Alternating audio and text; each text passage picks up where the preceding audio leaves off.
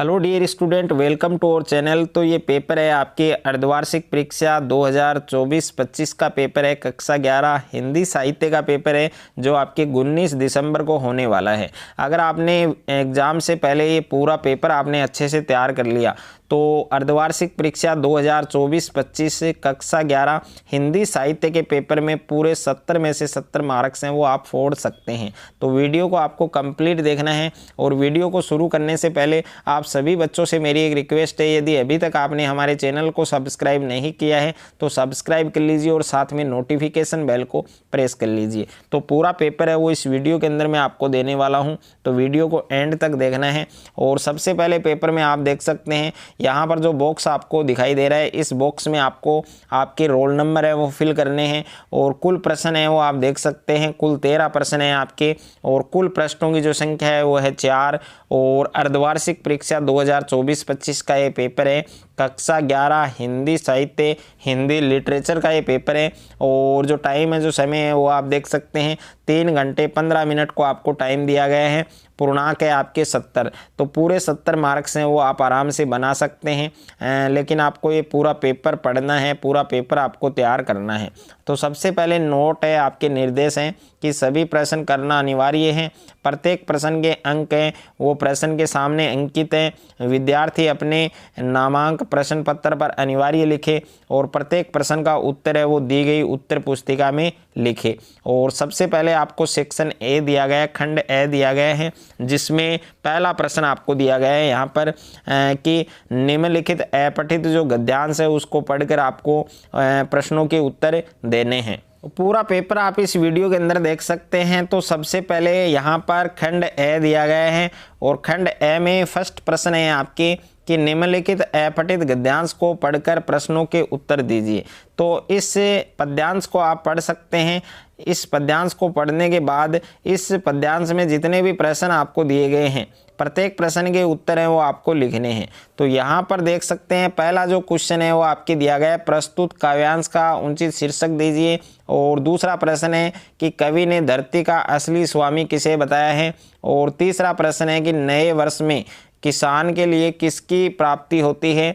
4 number है कि यह धरती किस किस की नहीं है।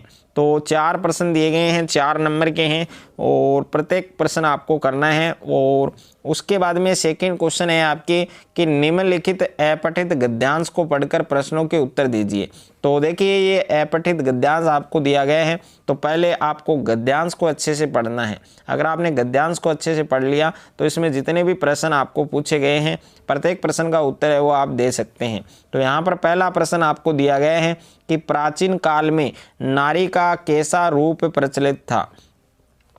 दूसरा प्रश्न है कि परवर्ती काल में नारी का जीवन कैसा था। और तीसरा प्रश्न है कि भारत में विधर्मियों और विदेशियों के आक्रमणों का प्रभाव नारी स्थिति पर क्या प्रभाव पड़ा। और 4 नंबर प्रश्न है कि प्रस्तुत गद्यांश है उसका उचित शीर्षक है, जो टाइटल है वो आपको लिखना है। उसके बाद में खंड ब है आपके और खंड ब में प्रश्न संख्या 3 है आपके कि निम्नलिखित पद्यांश की सहप्रसंग व्याख्या कीजिए। इसमें आपको पद्यांश की सहप्रसंग व्याख्या करनी है और ये आपके 4 नंबर का है। तो सबसे पहले ये पद्यांश आप पढ़ सकते हैं और इसके अथवा में भी एक पद्यांश दिया गया है, तो दोनों में से एक पद्यांश की सहप्रसंग व्याख्या आपको करनी है। और उसके बाद में प्रश्न संख्या 4 है आपकी। प्रश्न संख्या 4 आप देख सकते हैं कि निम्नलिखित गद्यांश की सहप्रसंग व्याख्या कीजिए। इसमें आपको गद्यांश की सहप्रसंग व्याख्या करनी है, तो इसके अथवा में भी आपको एक गद्यांश दे रखा है, तो दोनों में से एक गद्यांश की जो सहप्रसंग व्याख्या है वो आपको बनानी है। और उसके बाद में प्रश्न संख्या 5 आपको दिया गया है। यहाँ पर प्रश्न संख्या 5 आप देख सकते हैं कि निम्नलिखित वस्तुनिष्ठ प्रश्नों के उत्तर दीजिए। तो इसमें आपको वस्तुनिष्ठ जो प्रश्न है उनके उत्तर देने हैं। तो पहला प्रश्न है कि जब 2 व्यक्ति आपस में आमने सामने संचार करते हैं उसे हम क्या कहते हैं। तो ए ऑप्शन में है सांकेतिक संचार, ब ऑप्शन में है अन्य व्यक्तिगत संचार और स ऑप्शन में है समूह संचार और द ऑप्शन में है अन्य अंतर व्यक्तिगत संचार। ओके, अंतर व्यक्तिगत संचार। और उसके बाद में सेकंड प्रश्न आपको दिया गया है कि निम्नलिखित में से जन संचार का सबसे नया लेकिन तेजी से लोकप्रिय होने वाला माध्यम कौन सा है। तो ए ऑप्शन में समाचार पत्र, बी ऑप्शन में रेडियो, सी ऑप्शन में टेलीविज़न और डी ऑप्शन में इंटरनेट। उसके बाद में तीसरा प्रश्न है कि हमीद है उसने ईदगाह मेले से क्या खरीदा था। तो ए ऑप्शन में सिपाही, बी ऑप्शन में वकील, सी ऑप्शन में चिमटा और डी ऑप्शन में बेइज्जती। तो चार ऑप्शन में से कौन सा ऑप्शन सही होगा वो आपको लिखना है। और प्रश्न संख्या 4 है कि प्रकृति के सुकुमार कवि कहे जाते हैं। तो ए ऑप्शन में है सुमित्रा नंदन पंत और बी ऑप्शन में सूर्यकांत त्रिपाठी और सी ऑप्शन में महादेवी वर्मा और डी ऑप्शन में पद्माकर। तो इन चार ऑप्शन में से सही ऑप्शन आपको लिखना है। और प्रश्न संख्या 5 है आपकी कि हुसैन की कहानी अपनी जवानी आत्मकथा के लेखक कौन हैं। तो ए ऑप्शन में है विष्णु प्रभाकर, बी ऑप्शन में है मोहन राकेश, सी ऑप्शन में है मकबूल फिदा हुसैन और डी ऑप्शन में है सुधा अरोड़ा। तो इसमें भी चार ऑप्शन आपको दिए गए हैं, सही जो विकल्प है वो आपको लिखना है। और प्रश्न संख्या 6 है आपके कि दिए गए रिक्त स्थानों की पूर्ति उचित शब्दों से करिए। तो यहाँ पर पहला है आपके कि जनसंचार का श्रव्य माध्यम कौन सा है, रेडियो होगा या समाचार पत्र। और दूसरा है आपके कि समाचार का विस्तृत ब्यौरा भाग कौन सा है, बॉडी या इंट्रो। और लेखक ने टॉर्च बेचने वाली कंपनी का जो नाम है वो क्या रखा था, सूरज छाप या घोड़ा छाप। और नेक्स्ट है आपके कि सूरदास काव्य धारा के प्रमुख कवि हैं। तो भक्ति होगा या फिर रीति होगा। और नेक्स्ट है कि कवि देव के प्रमुख आश्रयदाता कौन थे, जयसिंह या भोगीलाल। इन दो विकल्प में से कौन सा आपका करेक्ट होगा वो आपको रिक्त स्थान में लिखना है। उसके बाद में प्रश्न संख्या 7 है आपके कि निम्नलिखित लघु उत्तरात्मक प्रश्नों के उत्तर 40 से 60 शब्दों में आपको लिखना है। और प्रत्येक प्रश्न आपके 2 नंबर का है यहाँ पर।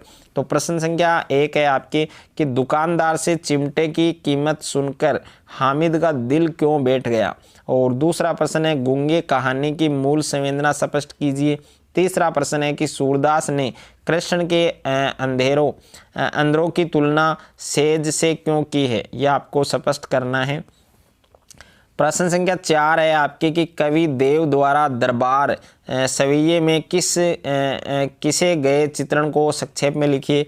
और 5वां प्रश्न है हुसैन की कहानी अपनी जवानी रचना में हुसैन को दाखिल करवाए गए बड़ौदा के बोर्डिंग स्कूल के बारे में संक्षेप में लिखिए। और प्रश्न संख्या 6 है आपके कि समाचार किसे कहते हैं, समाचार के प्रमुख तत्वों के नाम लिखिए। और 7वां प्रश्न है उल्टा पिरामिड शैली की उल्टा पिरामिड जो शैली है उसको परिभाषित कीजिए। और 8वां प्रश्न है संध्या के समय प्रकृति में क्या परिवर्तन होते हैं, कविता के आधार पर लिखिए। और प्रश्न संख्या 9 है कि जाग तुझको दूर जाना कविता में कवियत्री मानव को किन किन विपरीत स्थितियों में आगे बढ़ाने के लिए उत्साहित कर रही है, यह आपको लिखना है। और 10वां प्रश्न है कस्तूरी मृग के आने पर ही चिढ़ने के क्या क्या कारण थे, वो सभी कारण आपको लिखने हैं। उसके बाद में खंड 6 है आपके। और खंड 6 में प्रश्न संख्या 8 है कि प्रतिभा छुपाए नहीं छिपती कथन के आधार पर मकबूल फिदा हुसैन के व्यक्तित्व पर प्रकाश डालिए। और 9वां प्रश्न है आपके विद्यालय में 14 सितंबर को मनाए गए हिंदी दिवस समारोह पर एक संक्षिप्त प्रतिवेदन लिखिए। और 10वां प्रश्न है ज्योतिबा फुले का नाम समाज सुधारकों की सूची में शुमार क्यों नहीं किया गया, ये तर्क सहित आपको इसका उत्तर है वो बताना है। उसके बाद में खंड द है। और खंड द में प्रत्येक जो प्रश्न है वो आपके 5 नंबर का है। तो यहाँ पर प्रश्न संख्या 11 है कि आपके विद्यालय में हुए स्वतंत्रता दिवस कार्यक्रम का कार्यवर्त तैयार कीजिए। और 12वां प्रश्न है ग्राम पंचायत देलवास के सचिव की ओर से जिला कलेक्टर हनुमानगढ़ को गर्मी के मौसम में पेयजल की समुचित व्यवस्था हेतु टैंकर भिजवाने के लिए कार्यालयी पत्र है वो लिखना है। और 13वां प्रश्न है निम्नलिखित घटना के दृश्य का वर्णन 100 शब्दों में आपको करना है, मतदान का दृश्य अथवा क्रिकेट मैच। तो दोनों में से एक का आपको 100 शब्दों के अंदर वर्णन है वो करना है। तो पूरा पेपर मैंने इस वीडियो के अंदर आपको दिया है, तो पूरा पेपर आपको तैयार करना है। और अगर आपको वीडियो अच्छा लगे तो वीडियो को ज़्यादा से ज़्यादा बच्चों के साथ शेयर करें, ज़्यादा से ज़्यादा वीडियो को लाइक करें। और चैनल पर आप नए हैं तो चैनल को आप सब्सक्राइब कर लीजिए और साथ में नोटिफिकेशन बेल को प्रेस कर लीजिए। और इस पूरे पेपर का जो PDF है वो आपको टेलीग्राम चैनल पर मिलेगा, जिसका लिंक मैंने डिस्क्रिप्शन में दे दिया है।